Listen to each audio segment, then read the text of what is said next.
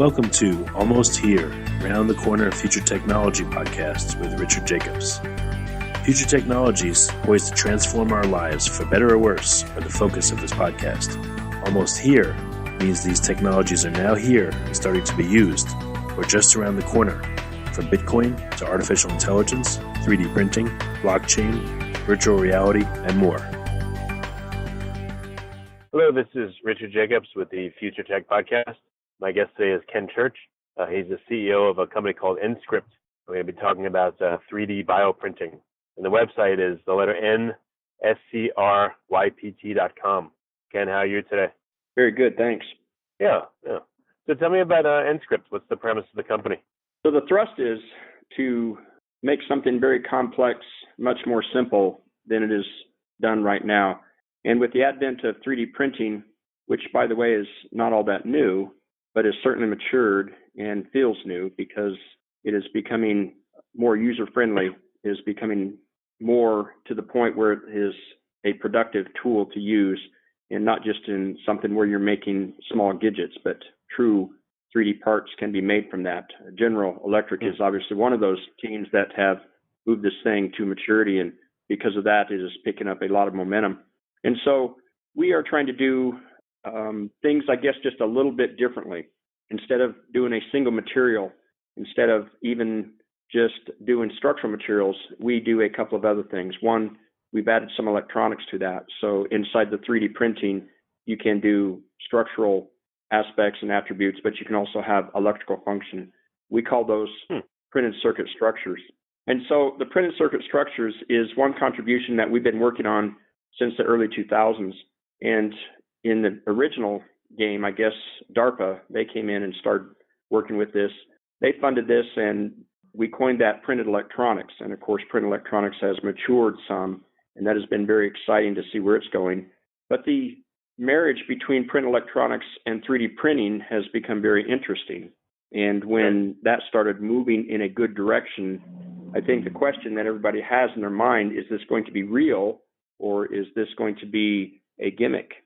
And so what we have worked very diligently on is to make sure that we move out of the gimmick realm and we move into the real. And we do that by fabricating, manufacturing, designing, and selling industrial printers. So we want to make sure that these are the kinds of printers that can go on manufacturing floor and produce products that you'll use every day. And so in addition to printing those kinds of materials, we also printed biological materials. And the biological materials are things that you might be familiar with, such as collagen. Many people have heard about collagen, and many people have heard about cells, living cells, whether they're stem cells, red blood cells, or whatever kind of cells that you might be interested in. But in addition to that, other bioinks or biogels that put in the right combination and put in an incubator environment can grow tissue. And so we have started working on that, and we have taken the same approach as we have with our 3D electronic printer, and that is an industrial approach. So we are making sure that we're handling all aspects of the biology from start to finish, so that what we're hoping to do is make it so that the biologists can do their part and not have to worry about the printing or the software so much. So what kind of objects are you focusing on in the bio realm? You said collagen, or are there other types of things that you want to print and create? So we would have an ultimate goal, and of course this is everybody's ultimate goal, but it's step by step. And so our ultimate goal would be to print entire organs. And so one day we would like to print your heart, of course, print lungs, print kidneys, print those things that are very complex. But it says, the saying goes, how do you eat an elephant? And that answer is one bite at a time. And so how do you grow a heart? In this case, it might be one cell or cell structure at a time. And those are very complex. We understand that. But any organ that you choose, whether it's skin or bone or anything that you would choose, those are still complex. And they require not just multiple materials and multiple environments, growth factors, things like that, but they really need to achieve what is called angiogenesis. Angiogenesis is what you would know as growing microvascular systems or veins, blood vessels, things like that. This is how your body works. God has done an amazing job in making an enormously compact bioreactor that is amazing and flexible. We try to mimic that in some ways. We're not very good at it yet as a whole industry, but we're making progress. And so what we want to do is put down those same kinds of materials. So, the kinds of materials we're talking about sort of in a broad term would be called extracellular matrices. And the extracellular matrices can be comprised of typically of abiotic type materials such as collagen or hyaluronic acids or those kinds of things. It is also important to put sometimes structure behind that. In the same way that you think of maybe building a tall building, you put a scaffold up, and that scaffold holds things in place until your structure is set. This would be how we would approach it in biology too. If we could put a scaffold in place and hold up the collagen that holds the cells. So we'll put collagen, we'll put living cells in the collagen, and we print those. So if we print the scaffolds and we print the collagen with the cells, and you put and then you put it in an incubator and put media around it, you give it the required oxygen and temperature, then those cells start their process and they will start moving and tissue will begin to form. Interesting. So you create a scaffolding or an extracellular matrix, and then you use bioinks to layer in a particular type of cell in and around the scaffolding. That's how you create. I think that's I think that's pretty well said. Yeah, sure. I think that's pretty well said. I think the difference is very similar to 3D printing, which is a layer by layer process today. This would also be a layer by layer process. So we wouldn't necessarily build the entire scaffold and then fill the scaffold. We might build the scaffold at the same time that we're putting other layers of materials in there as well. So complex structures. Scaffolds can be made of lots of different things, by the way. They're known as biopolymers, and probably a well-known biopolymer that maybe some of us are familiar with and wish we weren't are sutures. And so the same thing that sutures are made out of, it's called polycaprolactone. Many sutures are made of polycaprolactone. Those things can be bioprinted as well. And so those are known as thermoplastics. And a thermoplastic can, I think of it this way, Legos. Lego is a thermoplastic, and those things come in whatever form that originates, but they melt. And when they melt, they put it over a mold, and when it dries or gets cold again, when that happens, then it rehardens. So this is what thermoplastics do. And so we take a biopolymer such as polycaprolactone, which might be a suture, and we get it soft by heating it up, soft enough that it would turn sort of liquid form, and then it instantly freezes on the other end, and we can start building shapes with that. Couple that with other things that you could put inside the scaffold. For instance, if you wanted to put a drug inside the polycaprolactone, then you could have a time release of drugs as the sutures, as you know, it start eating away. And there are some sutures out there that do this as well. They have certain medicinal aspects to them, but do this in a printer. So we could make scaffolds that have not just, such materials as biopolymers, but it could have some other attributes and some other molecules inside that might have other purpose that would do or enhance tissue growth. Yeah. Well, I know organs still are a ways off because they're so complex and they're made of different types of cells. Some of them are super complex. But what's the first steps in bioprinting? Would it be printing skin? I mean, what's the easiest conceivable thing to print first? I think that's a great point, and I think history can teach us what that is. So this is not new. First off, we have been working in this area since the early 2000s. The industry has been working, so a lot of researchers, a lot of universities, good-sized companies, and this is exactly right. They have said, hey, look, we can grow skin. And so a lot of different groups have grown skin. A lot of different groups have grown bone. But I would add this, just because you grow skin doesn't mean you've grown all skin. Skin is actually multiple types of cells of whether it's endothelial or epithelial cells. But in addition to that, it's not just how they're layered. The skin on your face is much different than the skin on your forearm. And so if you had to have some constructive surgery, let's just say you had a burn on your face and you want that fixed and you took some skin from another part of your body, a lot of times that does not look very natural. It's because skin is not just skin. And so the same thing is now that we have skin, let's just say that we got to the point where we're growing skin. And by the way, that is true. We as an industry are at a point where we're growing skin pretty well. But now that you've grown skin, maybe you want it to have other attributes of skin, and you want hair follicles in that skin. And so how do you induce that? So even though it's a simple tissue, you might say, it still can be very complex. And it's the same thing with bones. Bones are an interesting aspect as well. And not only are they, just like skin, still alive, very much alive, but there's a lot of action going on inside the bone as well. And so how do we do? Skin is interesting because it gives you a lot of aesthetics. There's some other attributes, obviously. There's some sensor part in skin. Bone is interesting because it, a lot of times, I guess, maybe not a lot, but maybe all the time, gives you a structure. And so if you're trying to grow bone and there's no structure to that yet, what do you do? Does it just, you just stay off it? Do you put it in a cast? And this is what's interesting. Some of the biopolymers, maybe you want to stay in place for a while, provide that structure until bone grows, and then you want that biopolymer to be reabsorbed or go away and let the natural bone reside. And so it becomes very complex. It's almost like a puzzle or a chess game, and how do we play that? And this is why this is not a single one-man circus. There's many acts going on in this circus. And what we would say is we're all important. And when people talk about bioprinting, they think that they have done something, but frankly, that's not much. I sort of see it this way. If you're going to make a pancake and you put some batter together, you put some flour and an egg.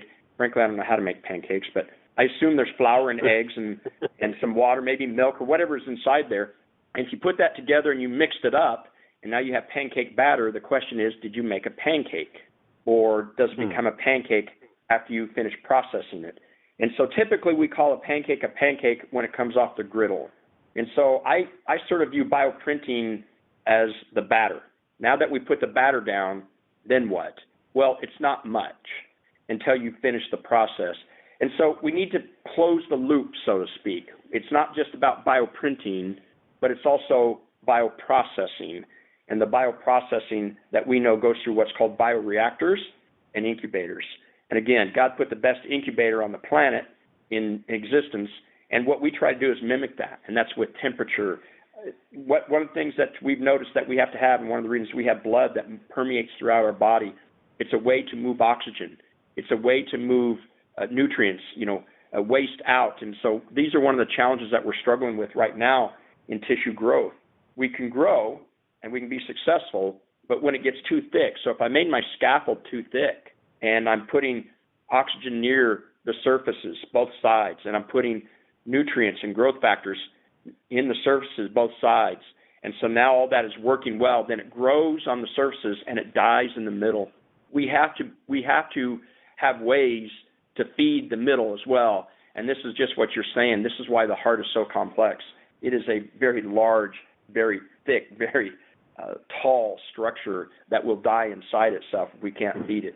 Yeah, that's what I've heard is how far away from a blood source can tissue be maximum before it's unable to get fed and dies? Is it like a millimeter or less, or what is the dimension? That's a great question. And so NASA has a challenge out right now, and I believe it's the 1 centimeter challenge is what it is. I think that's what they're calling it. And if you will show that you can grow this kind of tissue that thick, then they will write you a check for $500,000.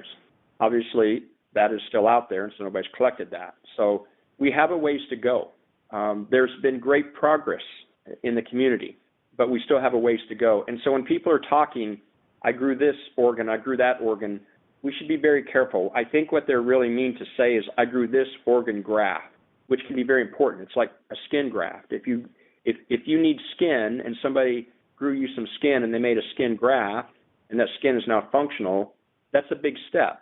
But that's not the same thing as saying I grew an arm, I grew a graft. And so I think and I might be shorting us a bit, but I think we're more in the grafting area.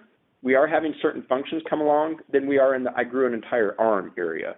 So when we start talking about growing hearts and those things, we've done some great things where we are getting great patches that go on there with angiogenesis inside those patches. We are growing veins. And then when they put on, blood is taking on through those veins and they're becoming part of that heart. That is exciting. That's some exciting tissue engineering that's moving us in a great direction. But, if we're going to start from, extracellular matrices and cellular structures and scaffolds, we are out a bit. Well, how does the body tend to grow an organ? Does it grow it from the inside out, like spherically? I mean, with 3D printing, I guess we're growing vertically. That you'd start at maybe the bottom of the heart and grow upwards.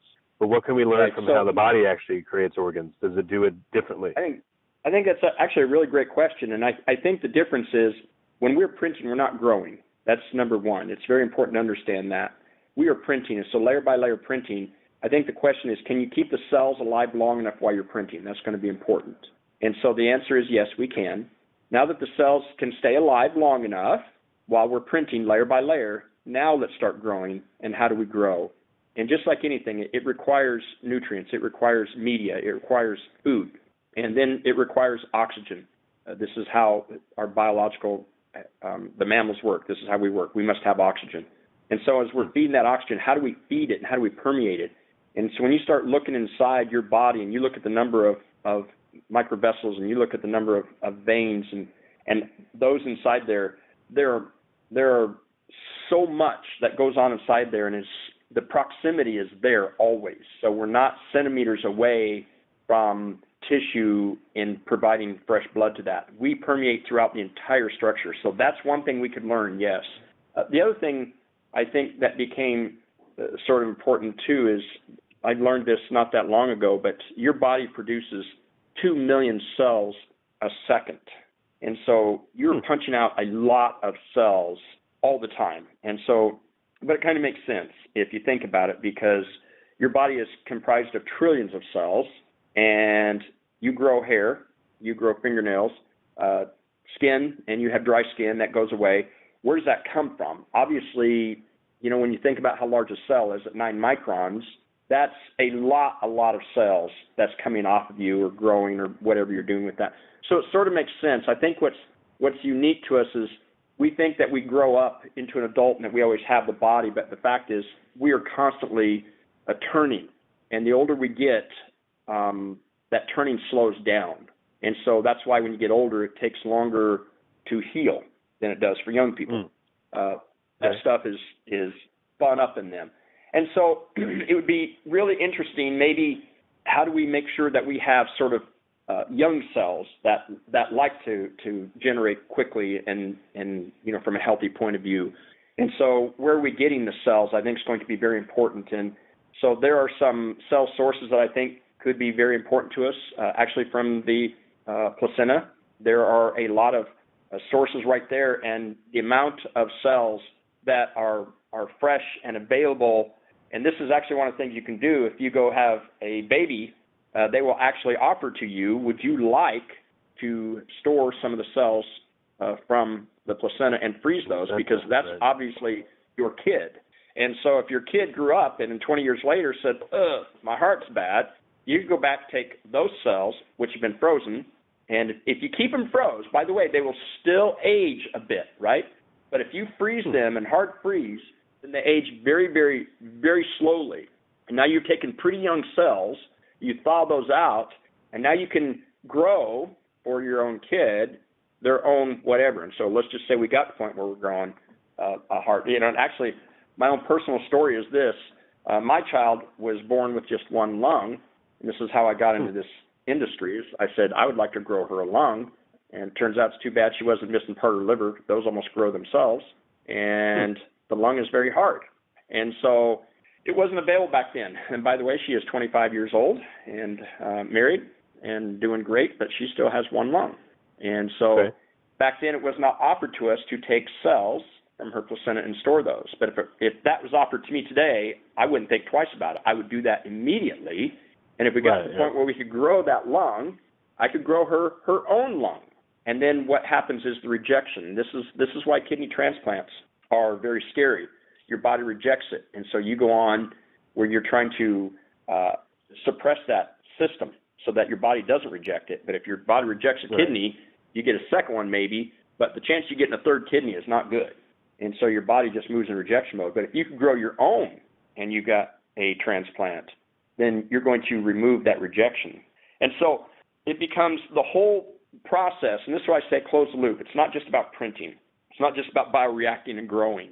It's not just about how do I store this thing now and how do I get it where I'm going to go, but it also comes from the very beginning is where do I get my cell sources?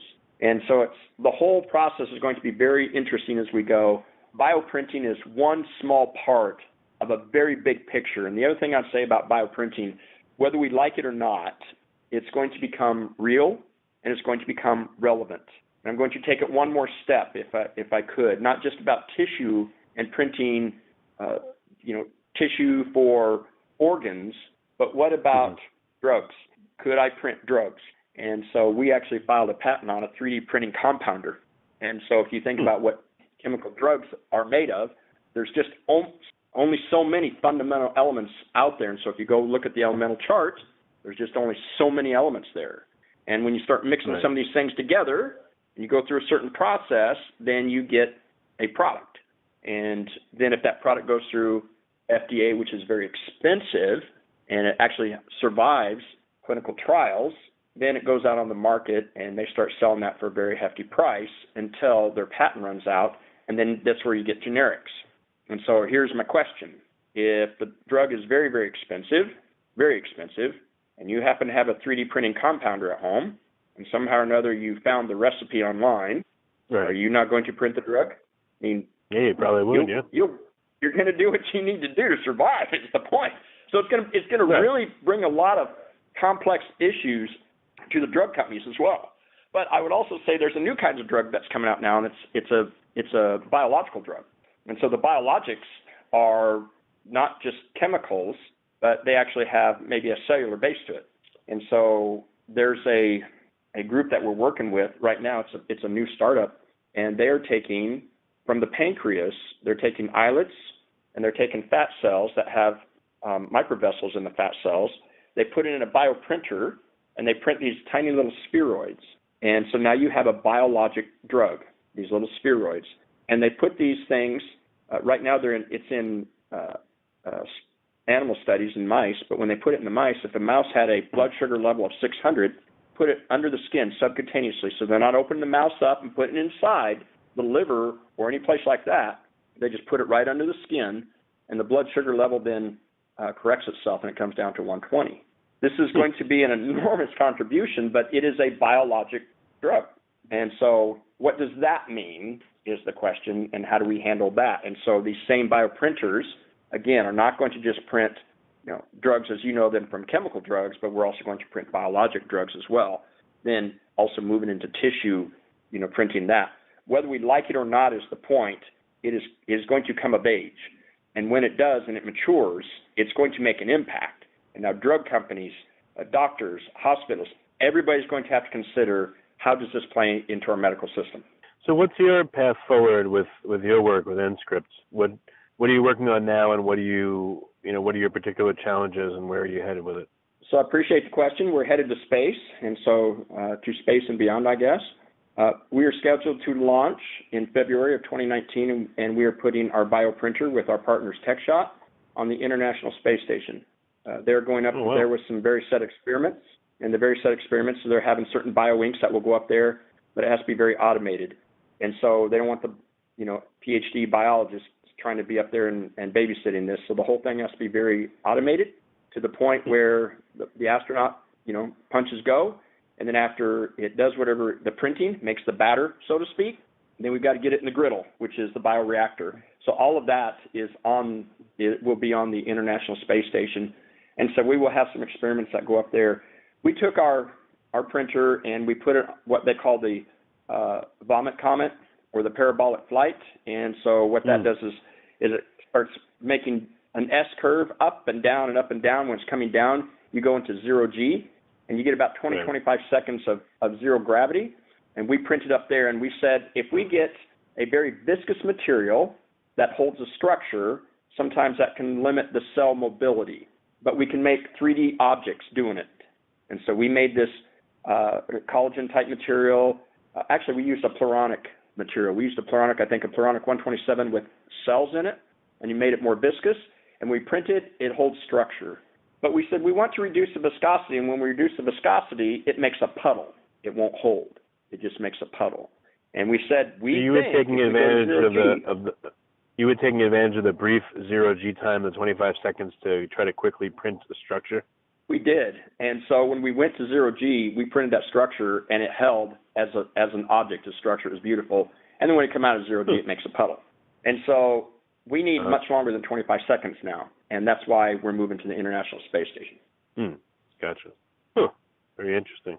So what are some of the first structures that you want to create collagen as one of the first structures, or do you want to go for skin or something else? What's the first thing you want to create? Certainly what will happen is we will start with some basic biology, tissue engineering that we know about, but we want to see it in 3 dimensions.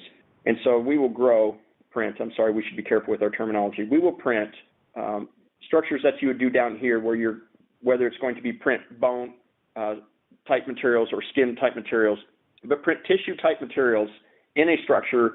We can orient that so we're printing in the XY plane, or orient it so it's in the YZ plane. In microgravity, it doesn't matter which plane you put it in. So we'll have that, put that in, show both planes so we could show growth in that. Those pieces will then come back down to Earth, and we will characterize those. We are opening this up so that other people can be part of this program. So if you're a university and you said, here's the experiments I've been working on, I've been struggling with this, I would really like to see what this looks like in microgravity, they can actually get on a launch.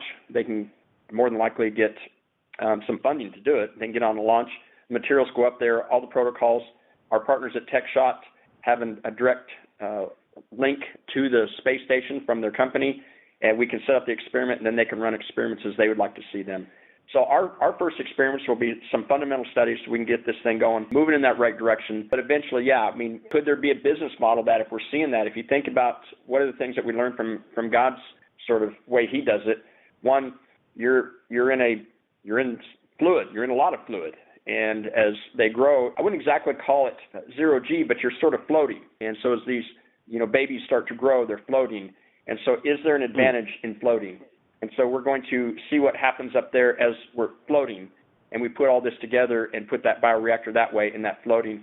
And if there's a real advantage up there, and if that's how it comes out, if this is how it comes out when it's all said and done, then we will figure out, I'm sure, whether it's Jeff Bezos or Elon Musk or somebody, I'm sure they're going to figure out a way to put a good commercial product together. I think the question is, if I could grow your heart on the space station and you needed one, are you open for that? I think the answer is most of us would say we'll take it, If it costs me half my house, I'll pay for it. Okay. Well, very good. So what's the best way for people to find out more about what you're doing and to follow you when you get onto the space station? I'm sure you'll be blogging about it or posting about it. So what's the best way for people to follow up? Yeah, sure. And so I appreciate you calling out our website, nScrypt, nScrypt.com. We are breaking up a new website in probably 2 months, but please follow us there. As that thing opens up, we do also, have Twitter and Facebook, and these guys are following it that way. So standard social medias, our guys are out there talking with that stuff. But we're pretty jazzed about it. We're pretty jazzed about what might happen in these next steps.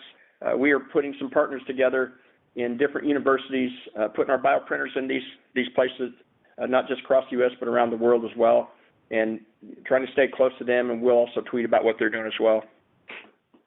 Okay. Well, very good. Well, I appreciate you coming on, and I hope you guys make this stuff work because we all need it, or we're all going to need it. So thank you so much. Absolutely. Appreciate it, Tom. You have been listening to Almost Here, Around the Corner Future Technology podcast with Richard Jacobs. Subscribe to this podcast, post a review to discover more future technologies that are poised to transform our lives for better or worse, such as Bitcoin, artificial intelligence, 3D printing, blockchain, virtual reality, and more.